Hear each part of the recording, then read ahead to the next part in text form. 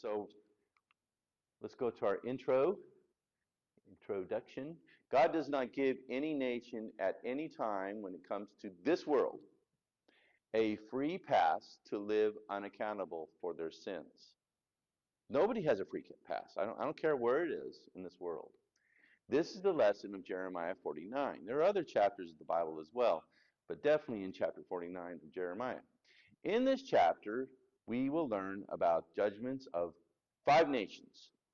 Okay, 5 nations, 5 ancient nations, all gone now. Ammon, Edom, Syria. You say, well, Syria is still there. Well, there's a place called Syria, but the Syrian people that it's referring to here, they're gone. Kedar, those are Bedouin people. And then you have Elam. Elam, that's a very interesting one. That's not a neighbor, by the way, not really. Okay, so these nations are regions. 3 of those nations bordered Israel. So what 3 would that be? Does anybody know? Anybody want to guess? What would be the 3 that bordered Israel? You have Ammon, Edom, and Syria, and Kedar, and Elam. 3 of those bordered Israel. Anybody want to guess? Anybody? They were right next to Israel. They were on the border of Israel. So what would be those 3 nations? Syria is one. Nope. I'm talking about those 5 nations. Ammon is a border. Edom is the third. So Kedar and Elam are not border nations. Okay? So I'll get into that. One would be a Bedouin people traveling in Arabia and Syria. That's Kedar. And the final nation, that's Elam, would be located to the east of ancient Babylon. So it's far away. I would say Elam from Israel would probably be about maybe 600 miles. Actually, Elam is southern Iran. Okay, so I'll get into that in modern day Iran. So it's where we have modern day Iran or southern Iran. I believe these nations stand for how God views accountability when it comes to all people that are located on the earth. What do you mean? Well, whether it's Peru. So did ancient Peru have a free pass? Did they have a free pass? Would God just let them off? No. No, I'm afraid not. What about China? What about ancient China? Did they have a free pass? What about the islands of the Pacific? Now, there are a lot of ministers have a problem with that. Because there are people that accuse the Christian, they'll say, well, what about you? I'm sure you probably had people ask you this question, right? Well, what about somebody in the middle of the ocean and they never heard the gospel? You're going to tell me they go to hell? And we'll say, oh, no, they wouldn't go. Wait a minute, you're defending something that you shouldn't. What you should understand is that everyone is accountable to discover the true God and to trust in him. So if somebody and let me give you an illustration. So there's somebody out there in the middle of the Pacific Ocean, and they're out there and they're on an island, this desolate island, and they say, where's the true God? I need to know the true God. Can I ask you, did any of those people come from Mars? They're not Martians, right? They didn't just kind of land with a flying saucer millions of years ago. No, they came from Adam and Eve. Those people in the middle of the Pacific Ocean came from Adam and Eve just like you and I did. Am I right? Okay. And then they left the Middle East and they traveled there eventually and they ended up in the middle of the ocean. Okay? Now you say, well, who's accountable? Well, everybody's accountable. But let's say there's somebody out there in the middle of the ocean and they call out and they say, where's the true God? I want to know the true God. I guarantee you God would send an angel. He'd send someone. But you know the problem is? This is the problem. People do not seek after God.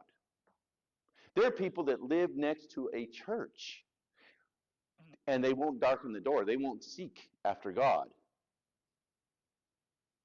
And so no one has an excuse Everyone is accountable to God, and you're going to see how detailed God is with these five nations. And that if he's so detailed about them, don't you think he cared about them? That he didn't just care about Israel, but he also cared for those five other nations that we're going to be talking about tonight. And I want you to think about that as we look at them. I want you to really think about that God's going to be very detailed about these five nations. So we're going to start with Ammon, because we're going to follow the text. Ammon is our first nation. Now, if we took Ammon, and you say, where was Ammon at the time of Jeremiah? Okay, so if you take the Jordan River, okay, if you picture the Jordan River, and you go up towards the Sea of Galilee, and you just go down a little bit from there to the middle part right there, and go east, that was the area of Gad. That was where the tribe of Gad had his inheritance. Okay? Well, you'll find out that Gad's no longer was kicked out, and these people moved in, and they were known as Ammonites. Okay? So we're going to talk about these Ammonites. That's where they were. That was Ammon. It was started off with being Gad's area, and then and then it became Ammon. And of course, there was an area that was Ammon, and then they encroached into Gad. So let's look into this, okay? Okay, so let's look at verse 1 through 6. Concerning the Ammonites, thus saith the Lord, hath Israel no sons? Hath he no heir? Why then doth their king inherit Gad? Now their king would be the Ammonites' king. And his people, or the Ammonite people, dwell in his cities, or the cities of Gad, one of the 12 tribes of Israel. Therefore, behold, the days come, saith the Lord, that I will cause an alarm of war to be heard in Rabbah of the Ammonites, and it shall be a desolate heap. And her daughters shall be burned with fire. Then shall Israel be heir unto them that were his heirs, saith the Lord. So they'll get their land back. How, O Heshbon, for Ai is spoiled. Cry, ye daughters of Rabbah. Gird you with sackcloth, lament, and run to and fro by the hedges, for their king shall go into captivity, and his priests and his princes together. Wherefore gloriest thou in the valleys, thy flowing valley, O backsliding daughter, that trusteth in her treasures, saying, who shall come unto me? In other words, she's bragging. Behold, I will bring a fear upon thee, saith the Lord God of hosts, from all those that be about thee, and ye shall be driven out, every man right forth, and none shall gather him up that wandereth. And afterward I will bring again the captivity of the children of Ammon, saith the Lord. So there is a little grace there at the end, isn't there? So let me see if I can illustrate a little bit further for you so you can understand. Okay? So if we make this the sea of that's the Sea of Galilee, and then we make this the Dead Sea here down here. Okay? Then can you all see that? So this is north. Okay? So Gad, there were three tribes that inherited some land to the east of Jordan. Okay? So this is the Golan up here. That was Manasseh. Okay? And then right here, this is Gad. And then right here, that would have been Reuben. Okay? So you have Manasseh, Gad, and Reuben. So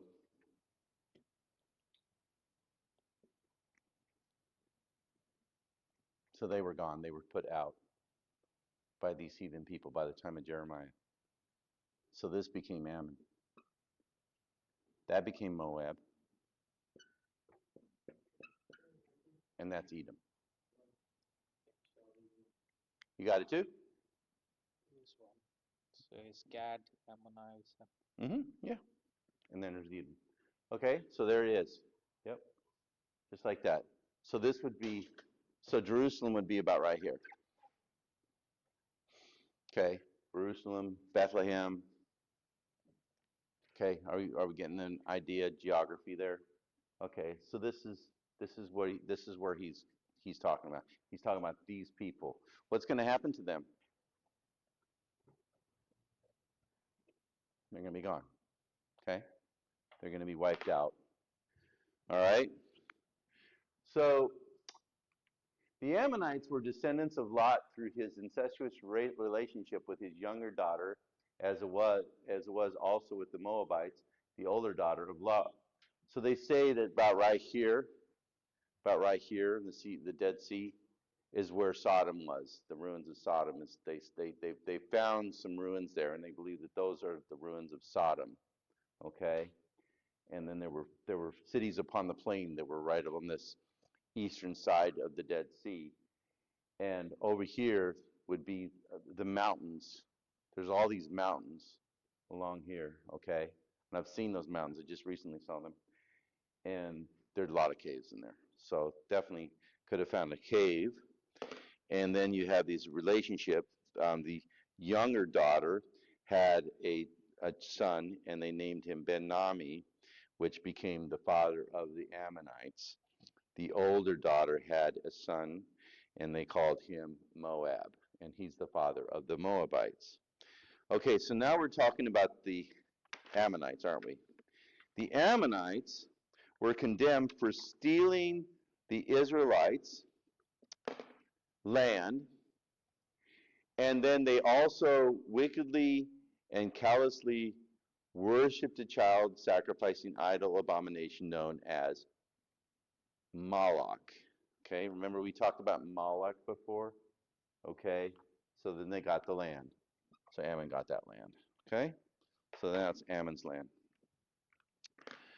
All right, so then, so so Lot's daughters had brought forth two wicked nations. Both nations had committed terrible idolatry. As mentioned, Ammon's god Moloch called for child sacrifice. How terrible that is. Would you agree? So God was accusing the Ammonites of stealing land from the Israelite sons of Gad. Why were they dwelling there, he's asking, in the land that was not theirs? Why are they there? God's asking. Why are you there? The Ammonites were storing up wrath for the day of wrath. So war would be coming, and their city, Rabbah, would be reduced to a heap of rubble. Now, very likely, if you go up to these mountains, about right here is Mount Nebo. That went up to the top of Mount Nebo, so it's about right there. Okay, about right here. That's where it is. And that's the land of Ammon. Okay, so there's a city called Rabbah, and it was a big city. There would be complete destruction to Rabbah, and the daughters of Ammon would be consigned to the eternal fire. It talks about fire. And this would be a fitting end to the people who had practiced child sacrifice, because remember this god Moloch? Okay, and I don't want to be too descriptive, but it was a brazen idol. They would put a furnace and heat this idol up, this brass idol, this brazen idol, till he's red hot, or it's red hot. It's not a he. It looks like a he, but it's just an idol. And then the idol's hands would be out like that, and they would place the baby in the burning hot hands, and the baby would burn up, and they would beat these drums in the background to stifle out the screams of the mother or the baby. So it's just an awful thing. And so it says, okay, fine. Well, this is your end, God says. You're going to pass your babies through the fire. And somebody say, well, what's this passing through the fire? Well, the baby, obviously, when the baby goes into this idol and it burns up, it would go straight to heaven. It would pass through. You see that? But still, the baby would die. And it was a terrible thing. It's an awful sin. And so because of that, these people would be in huge trouble. Okay? You think they knew they were doing wrong? Of course they did. Okay? And so war would be coming, okay? War would be coming. And there would be great mourning in Ammon, it says. These people would don sackcloth, and they would eventually sing sad funeral dirges. And their king would be kidnapped, and he would be sent into captivity. All the leaders of Ammon would face removal. So why were these people boasting over their current prosperity? I mean, what did they have to boast about? That's what God's asking. So, because they had turned their backs from God and they had slid into apostasy. And so why should they trust in the supplies that they had produced? So they had all these storehouses, and they were saving just in case they go through a time of famine. And God's like, well, why have you done that? Because they're just going to be taken away. The enemy's going to come and they're going to loot all that and take it away. It's going to be gone. It'll be stolen from them. So why did they think they were invincible when they're not? I mean, none of us are invincible. Heart stops beating, we're gone. We go to heaven, right? So none of us are invincible. We're mortals. But we get this idea that, oh, I'm invincible. No, there's no one living in any age who is invincible. So God's telling them. And, so I'm thinking that verse, it says, for if a man think he himself to be something when he is nothing, he deceiveth himself. So, so there's our word again, Chris, nothing, you know. But, yeah, so if somebody thinks there's somebody, yeah, you can, it doesn't matter. I mean, Paul wrote that, yeah. But what I'm saying is, you can be the president of America. You can be the Pope in Rome. It doesn't matter. If you think you're someone and you're nothing really, then you're really deceiving yourself. Would you agree? Yeah. So this is what Paul was saying. So we need to humble ourselves before God, and these people were not doing that. So there would come a day when the Ammonites would be filled with fear. Ammon would be driven out of their land, and there's coming a day when they will be restored. Now this could be a millennial fulfillment. It doesn't really say, or simply that a remnant would return under the commission of Cyrus, king of Persia, in 539. The Bible is not specific here. It's just not.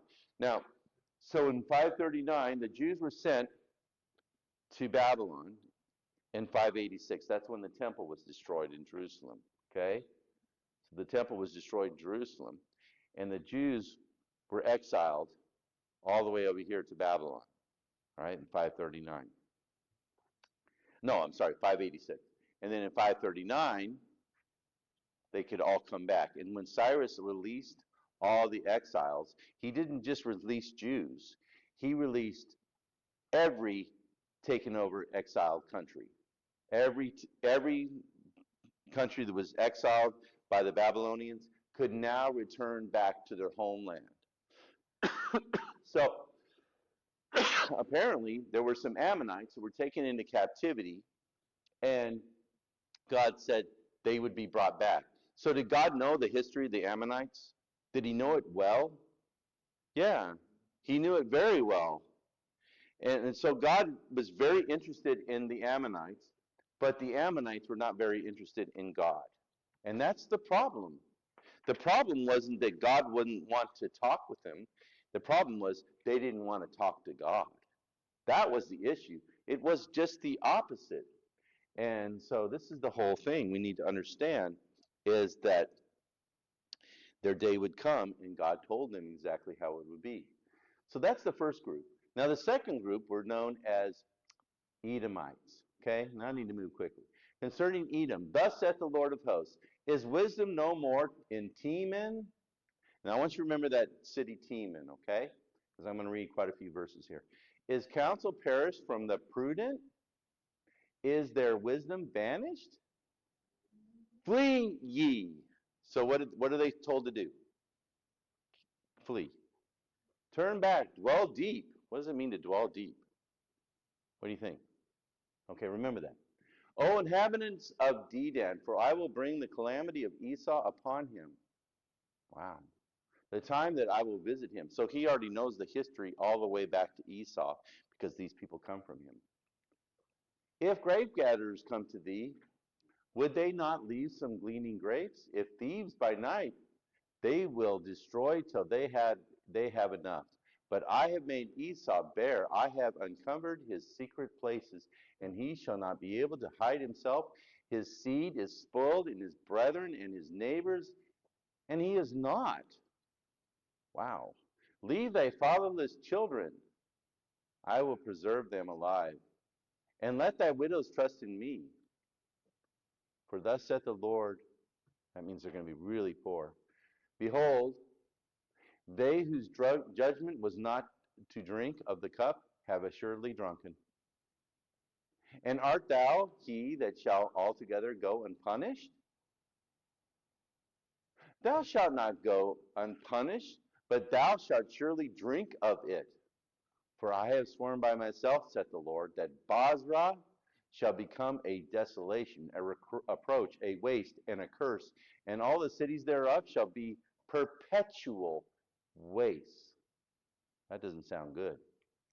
I have heard a rumor from the Lord, and an ambassador is sent unto the heathen, saying, Gather ye together and come against her, and rise up to battle, for lo, I will make thee small among the heathen, and despised among men.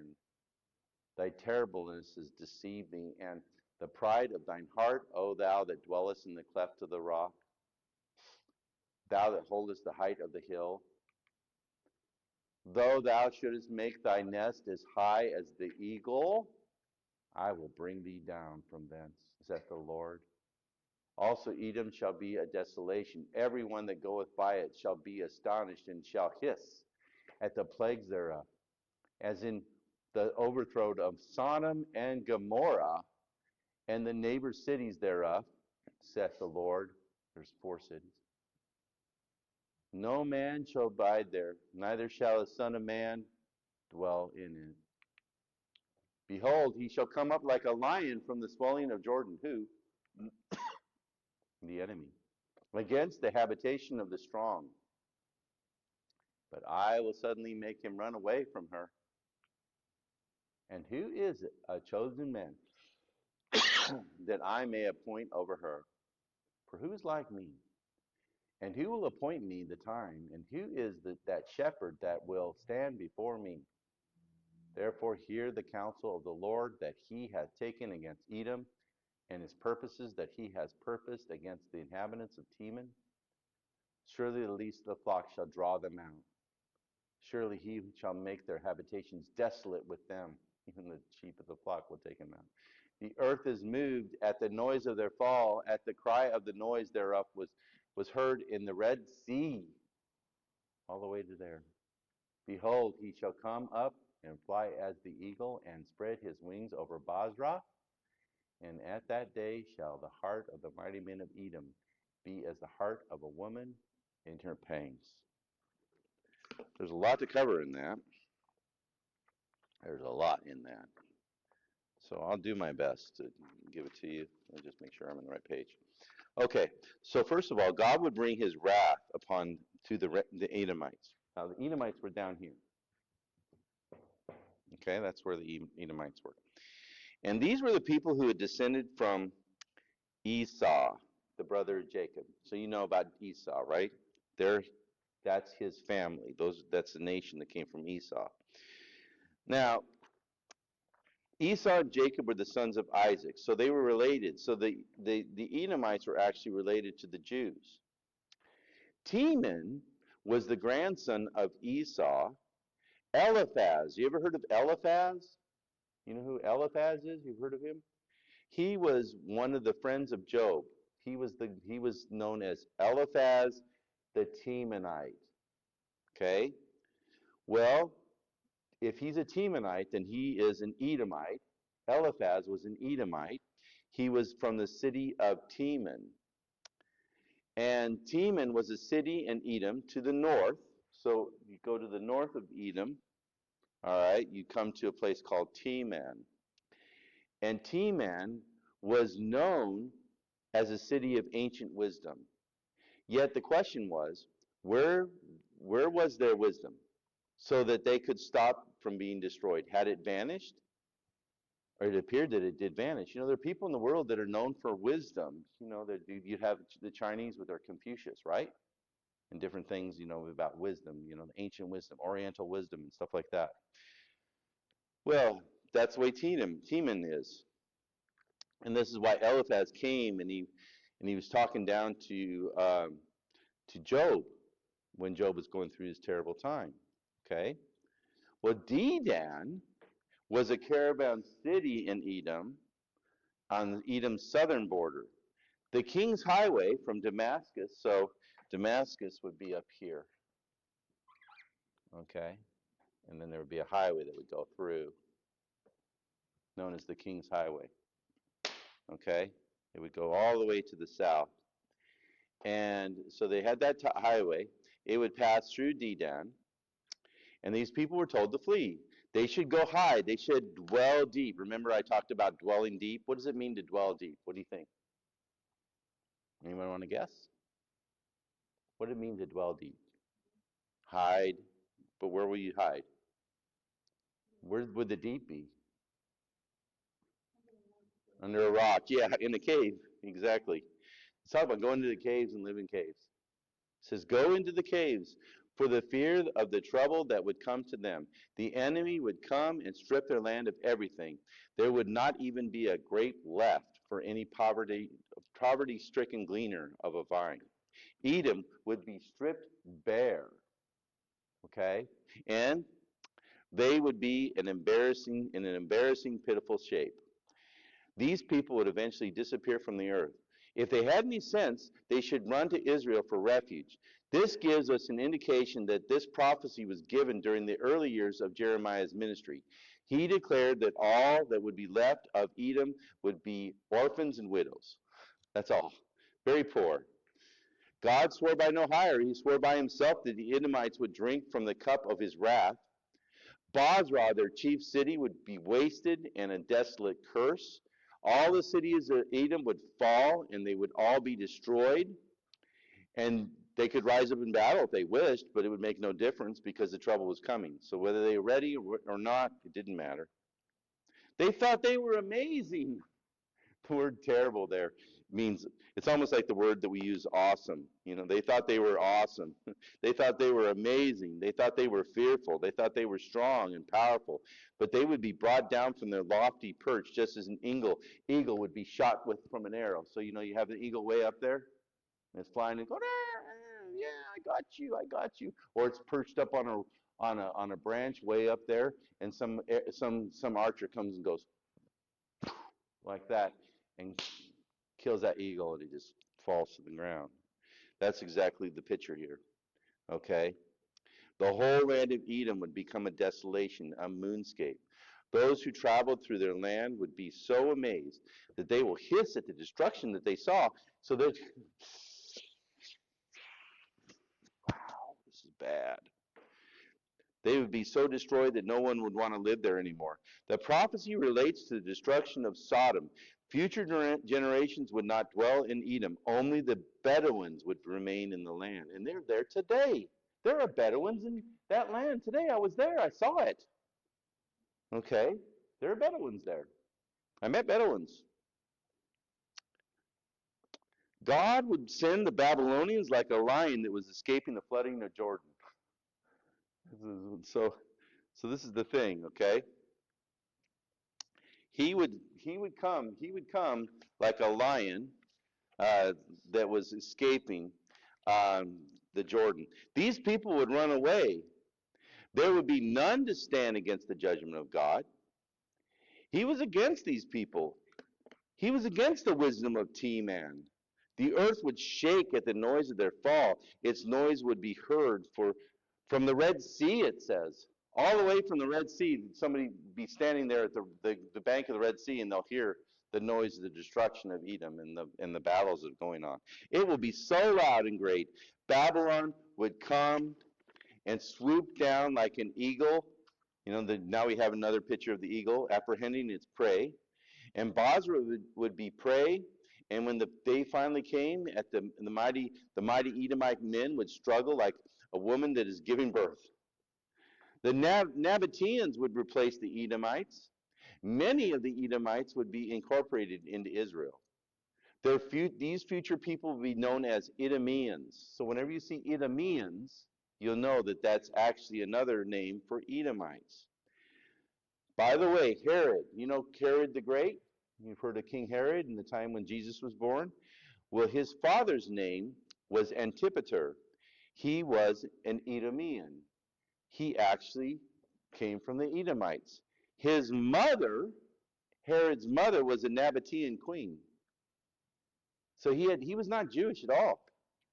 He had Edomite background, so he would have been related to the Jews through Esau, who was the son of Isaac, brother of Jacob, but he was not a Jew. Okay? He married a Jewish lady, and that's how he kind of married into the situation. Okay? Now, let's go on. Edom held on to the rock fortress that we call Petra, which is in southern Jordan today. And I went through Petra. I walked through it. It's 8 miles I walked. That was a lot of miles. I think I walked more than 8 miles. Now, it's very interesting because it was a fortress, and Edom thought it was invincible because of its location. But they were not invincible. Petra passed to the Nabateans after the Edomites were wiped out, and then it went to the Romans, and finally to the Byzantiums until Petra was destroyed by an earthquake in the 6th century.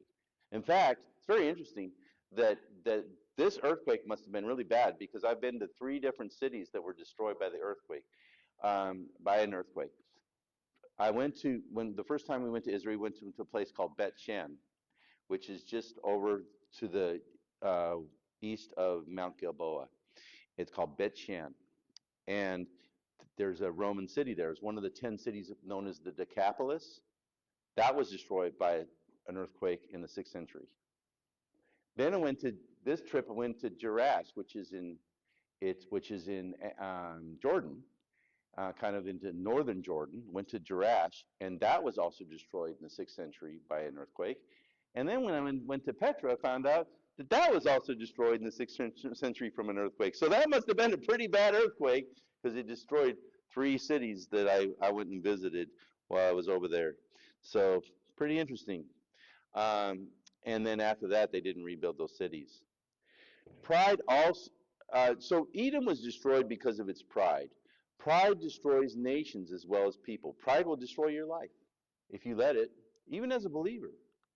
Pride will destroy your life, and pride will destroy my life. Pride is our worst enemy. It's our flesh. It deludes us into thinking that we can take care of ourselves without God's help. Okay? You need God. You cannot go in on your own. You've got to have His help. Even serving God and others can lead us into pride. We should take inventory of our lives and our service for God. We should ask God to point out and remove any pride that we might be harboring. And let me just ask you, do you think there are any Edomites left in the world? They became Edomians, but when were they destroyed? When did the Edomians get destroyed? You know, AD 70, the Romans killed them. That's when the Edomians were wiped out. They were wiped out in 87 when Titus Vespasian came and destroyed the temple in Jerusalem. Okay, let's move on because we got a lot to cover still. Okay, so we're going to talk about the judgment that was levied upon Syria. Now, Syria. Okay, where's my little pen? It's on the floor. Oh, here. Okay, found it. Okay, Syria's up here. Okay. All right. Concerning Damascus. So, Damascus is about 100 miles north of the border of Israel. Still there. Hamath is confounded in Arpad, for they have heard evil tidings. Hamath is to the north. They are faint-hearted. There is sorrow on the sea. It cannot be quiet. Damascus is waxed feeble and turned herself to flee, and fear hath seized on her. Anguish and sorrows have taken her as a woman in travail. How is the city of praise not left, the city of my joy? Therefore her young men shall fall in her streets, and all the men of war shall be cut off in that day, saith the Lord of hosts.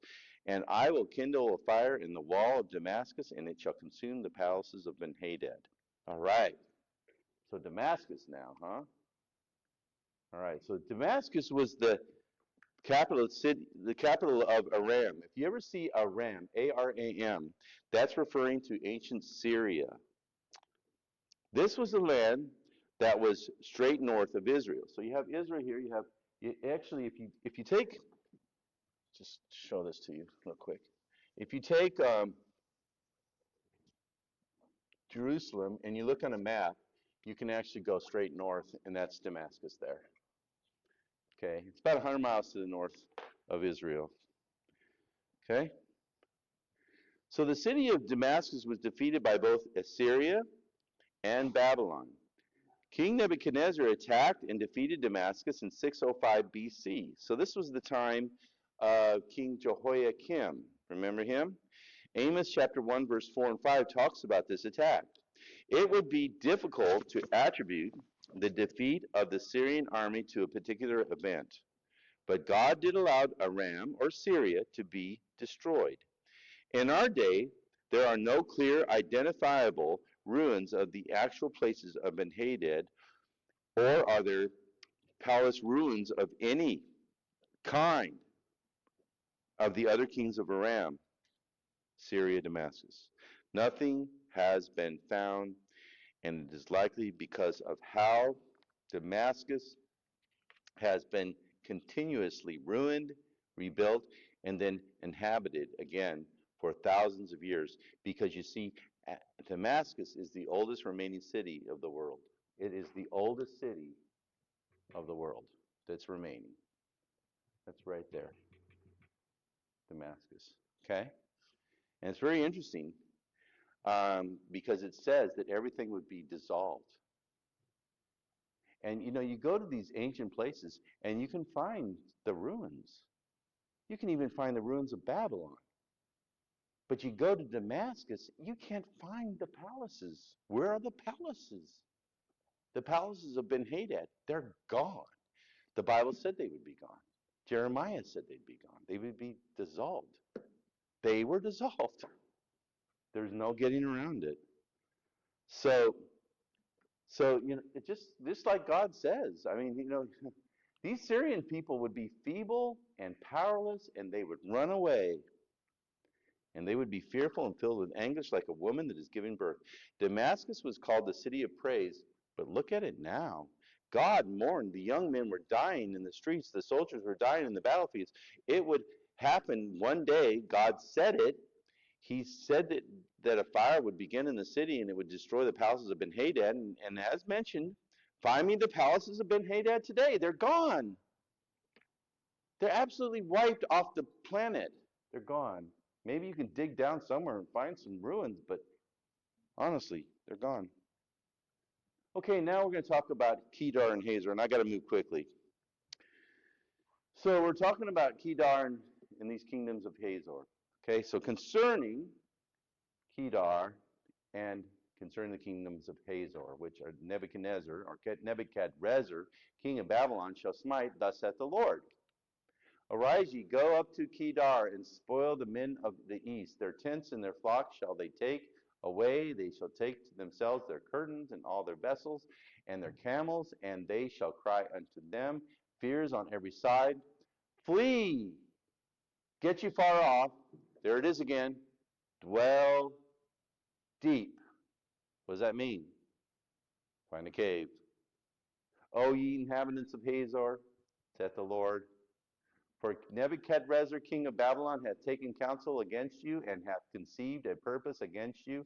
Arise, get you up unto the wealthy nation that dwelleth without care, saith the Lord, which hath neither gates nor bars, which dwell alone, and their camels shall be a booty, and the multitude of their cattle a spoil. And I will scatter into all the winds them that are in the utmost corner, and I will bring their calamity from all sides thereof, saith the Lord. And Hazor shall be a dwelling for dragons and a desolation forever. There shall no man abide there, nor any son of man dwell in it. So Kedar and Hazor were nomadic tribes east of Israel in southern Aram. Okay? Now, I'm going to show you just for a moment here. So these people were in the desert. So that's why whenever they would go to Babylon, they would go north because the Euphrates is up here, and then they would come down to Babylon over here.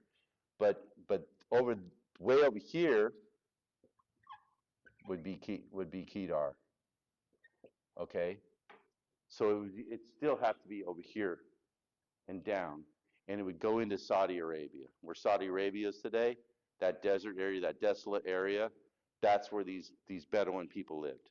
They were Arabs. All right. Now it's very interesting that Babylon only lasted about 75 years as a kingdom, but it destroyed so many other kingdoms. I guess that's why they got so mad and destroyed them, right? Because they caused so much destruction to everybody else that, it was time for them to pay up. All right. And so they went to Kedar, the Babylonians. It happened in 599 BC. Nebuchadnezzar came and destroyed them. It would cause these people to be confused. So would Arpad, which was another Syrian city to the south. They would see it coming, and they would faint in their hearts, and they would flow with its sorrow as the sea flowed, and they would not be able to keep quiet. So a prophecy was given against the Bedouins of Kedar and Hazor. Now you say, well, it's this isn't really that important because who are these people? Well, who are we? We're people. God had care for these people. And so you can see that he's bringing a judgment upon them. So these people were the son, Kedar was a son of Ishmael. You've heard of Ishmael, right? The oldest son of Abraham and Hagar, right? Name was Ishmael. Well, he had a son named Kedar. And Kedar was an Arab. These were Arab people. And they were Bedouin people. Okay, they traveled. They had goats and sheep and they had horses. And when I was down and we actually stayed for a night in a Bedouin camp. I actually stayed in a Bedouin camp. And that night I was up a hill and I was watching these people come in on a horse and then they had a flock of goats. And I was thinking, wow, I bet they've been doing that for hundreds of years. Actually, they've been doing that for thousands of years. Yeah. And so it's like, wow. And these people lived in the deserts of Syria. And Nebuchadnezzar would come and swoop down like an eagle, apprehending its prey. So it'd be very quick and very lethal. Basra would be a prey. And, no, excuse me. No, I'm going past that. Okay. They would be smitten to the ground. Actually in the wrong one. Okay, and it would be God's inspiration for them to be smitten. They would be stripped of their tents and flocks, and everything would be taken away, and these people would be paranoid with fear, and so they needed to flee. And so God warns them. This would be a surprise attack. They would be challenged to find a cave to live deeply in a cavern. Those who were living in the way of Hazar needed to go. So did God care for these people to warn them to flee? Yeah. Nebuchadnezzar would come against them. He had decided to destroy them. They should flee to a faraway, wealthy nation. They should take refuge there. There was no hope for them where they currently dwelt. If they did not leave, their camels would be trodden. Would be for trade, and the enemy would sell their cattle. They would be scattered everywhere. God would bring great trouble upon them. Hazor would be a ruin, and it would be good for jackals and lizards and not for humans. So that's the end of them. Okay, let's go to the final one because I'm out of time, so I really need to move quickly. Okay, a judgment was leveled upon Elam. Okay, and I really wanted to take a lot of time for Elam, but I won't. I'll be nice to you tonight. Okay, so here it is. The word of the Lord that came to Jeremiah the prophet against Elam in the beginning of the reign of Zedekiah king of Judah, saying, Thus saith the Lord of hosts, Behold, I will break the bow of Elam. They must have been known for their archery. The chief of their might, and upon Elam will I bring the four winds from the four quarters of the heaven, and I will scatter them toward those winds, and there shall be no nation whither the outcasts of Elam shall not come. For I will cause Elam to be dismayed before their enemies and before them that seek their life. And I will bring evil upon them, even my fierce anger, saith the Lord. And I will send the sword again after them till I have consumed them. And I will set my throne in Elam and will destroy from thence the king and the princes, saith the Lord. But it shall come to pass in the latter days that I will bring again the captivity of Elam, saith the Lord. Okay. So Elam. So where's the lamb? Lamb's way over there to the south. So, I'll just So if we erase this, okay, you know the Persian Gulf, right? Elam would be over here. Persian Gulf. Elam's over there. Israel's over here. Mediterranean Sea, Israel, over there. Okay. So you'd have, this is where Iran is now, right? And this is Iraq. Okay. Euphrates, Tigris is here. The Euphrates is here. Flows into the Persian Gulf. Okay. So Nebuchadnezzar attacked Elam east of Babylon in 597 BC. This prophecy was given in 597 BC. So it's the same year. Later, Elam, and we find this. It's right here. It says he was in the time, the beginning of the reign of Zedekiah, king of Judah. Well, Zedekiah became king in 597 BC. So we know. And this is when Nebuchadnezzar came. So they didn't have much time to run, did they?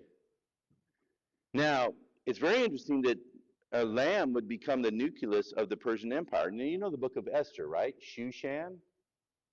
It's right here. In fact, it's very interesting. When I was over at our Iranian friend's house, I asked him, I said, where are you from? He pointed to it. He's only up the road from where ancient Shushan was. So he's from that area. I thought, wow, that's really interesting. It kind of gives you a perspective, doesn't it? So that was where the Persians ruled the world for hundreds of years. The Babylonians only lasted for about 75 years. The Persians lasted for hundreds of years afterwards. So very interesting. Okay? It became a nucleus and the personal residence of King Darius in Shushan. The throne here represents God's judgment in his sovereignty, that God would preside over Elam's destruction. Here is the king over all the kings of the world, including Elam. So Elam was the final oracle. This was the great empire of people east of Babylon. They would have caused trouble to the Jews living in Babylon, and this would be good news of their demise in the hands of the Babylonians. Their bow would be broken, their general would fall, God would revolt against them. He had purposed it. So that's why the judgment of the land came down, because the Jews were over. This is Babylon, right here. That would be where Babylon was.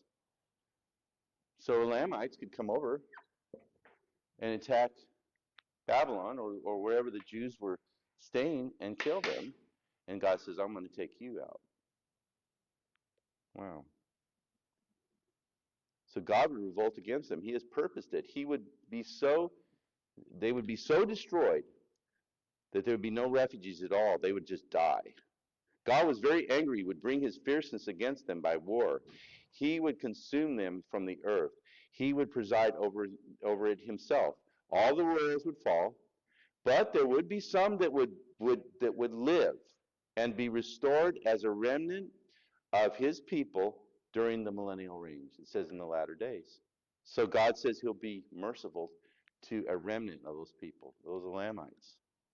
We don't know who they are, and they probably don't know who they are either, but God will be merciful to them.